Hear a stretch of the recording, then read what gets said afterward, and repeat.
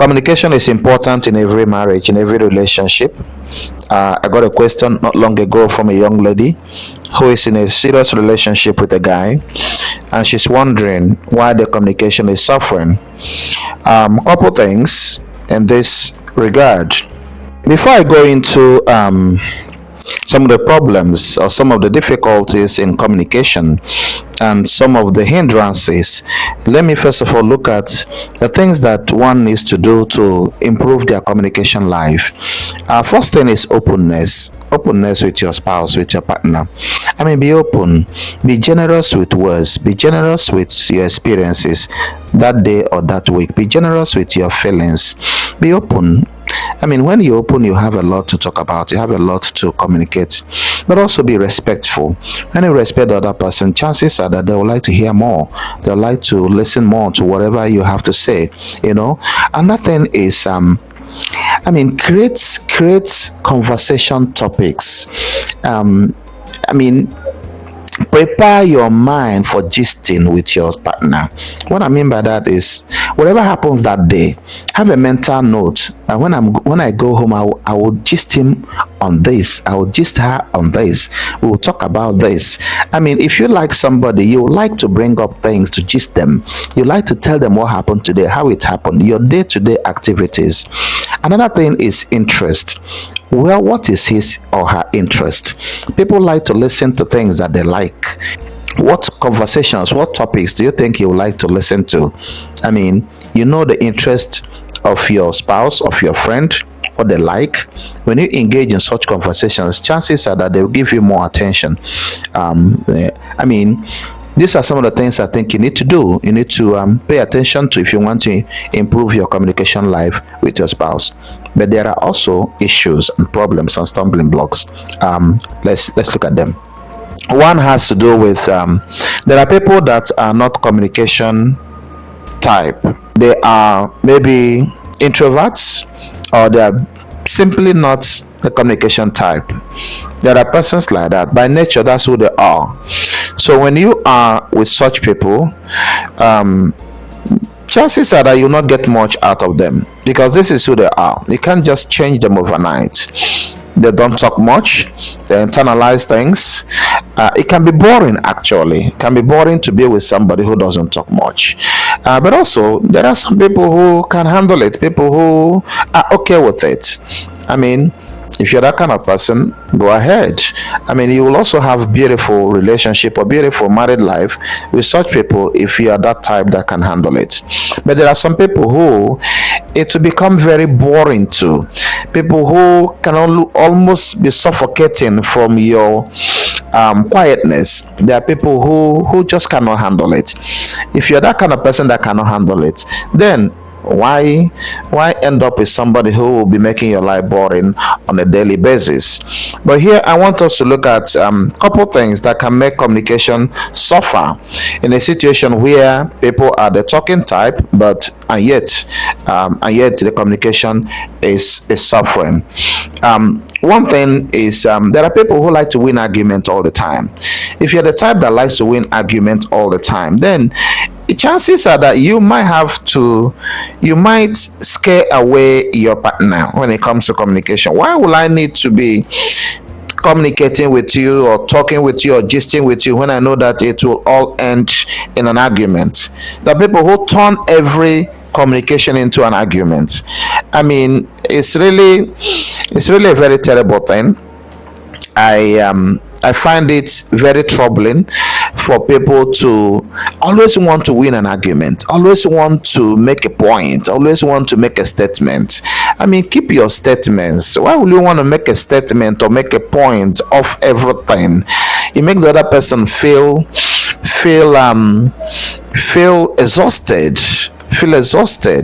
Gisting with you results in somebody feeling worse than they were feeling. It's like anytime they call you, it's almost certain that they will feel worse after gisting with you. It's exhausting. Nobody wants to spend their life like that. There are people who like to box the other person into a corner. just for you to make a point? Is it that to show that you're smart, or what? I don't really know what they want to get out of that practice. It makes the other person wants to gist less and less with you, or talk less and less with you. People who read meaning in everything, you read meaning. I mean, you're talking with them, they're not even listening to you. They are listening to things that you're not even saying. They want to get to where you're not even going. It's like they are busy in their head, not in their ears. Their ears are not listening to you. Their head is busy, wondering where you're making a mistake, wondering where you're going, wondering what you're trying to not say, and it's exhausting. So if you end up with such people, if you can handle it, I mean, go ahead. If not, then look for your type. Look for your type. There are people that have communication skill, and some other people that don't have it at all. I mean, but people can learn, people can grow in it. Yeah, I mean, if you love somebody, you want to gist with them, you want to converse with them, and the more you converse, the more you gist with somebody, the more you're developing your communication skill. So it is important you find out who will be a good match for you. There are also people who are never wrong, you're gisting with them, or something happened and you just bring it up, and they're already defending themselves. Who says you must always be right? You must not always be right. I must not always be right. I mean, if I'm wrong, I'm wrong. If you're wrong, you're wrong. Don't think that by making so much argument you make me now change my mind that you're no longer wrong. No, that I kept quiet at some point did not mean that I have accepted that you are not wrong. No, maybe it means that I don't want to continue with this argument.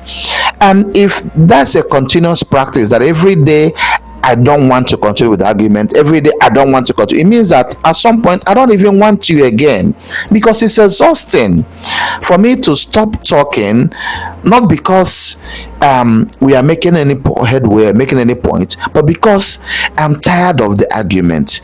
I'm tired of you reading meaning into it. I'm tired of you never being wrong. Then don't be surprised if something happens to the relationship, because the truth is that relationship is supposed to be enjoyed and not endured. If you're wrong, you're wrong. And to say I'm sorry makes you a better person, makes you a more matured person, makes you a more beautiful person. I mean, we are not perfect human beings. So who says you cannot be wrong? Who says I cannot be wrong? So when I'm wrong, I say I'm sorry, please forgive me. When you're wrong, you say you're sorry, please forgive me. It tells a story about you, that you're a decent person and that you care much about me and respect me enough to acknowledge your mistakes, and vice versa. I should also do the same to show that I love you enough, I respect you enough to admit when I'm wrong. If I'm never wrong, it means that I don't care about you. It means that I don't respect you at all. So why will I be with you if I don't respect you? And why will I be with you if you don't respect me? So if you're never wrong, then your partner may not want to communicate with you often or just with you. Another thing here is there are people that are angry by nature. I mean, every small thing they are talking on a very loud tone. I mean, you actually need some deliverance, really. You need some therapy. You need to see an expert so that they can work on you. I always say that angry people are not peaceful people, because they say out of the abundance of the heart the mouth speaks. It means that they are killing themselves in their hearts inwardly before they now bring some of it out. So imagine if somebody gives you 20% harsh tone and angry tone, it means that 80% is remaining in their hearts. Their heart is burning. They don't have peace. That's why they cannot give it. So who want to live or stay with somebody who does not have peace?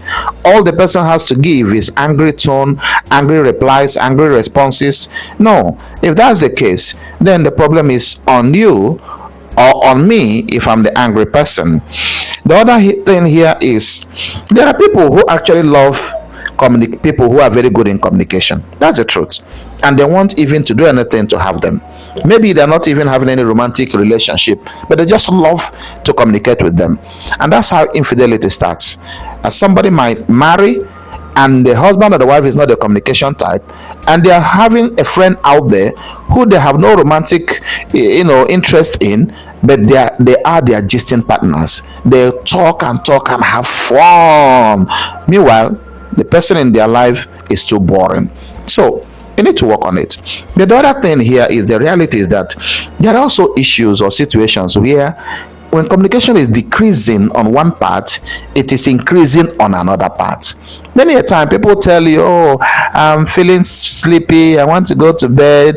Meanwhile, they are calling another person asking them, are you awake? I'm not sleepy, I want us to gist, because they know you are boring. They're looking for somebody who can gist and excite them. So it's important to pay attention to that, to know when you are being deceived. If somebody is deceiving you, then maybe you need to tell yourself the truth and move on, because many a time as communication is decreasing on one side, it's increasing on another side. So find out if that's what your situation is about or is like. I hope this helps. I pray that God will bless you, bless your relationship, and bless your marriage. May God bless you. Take care. Bye.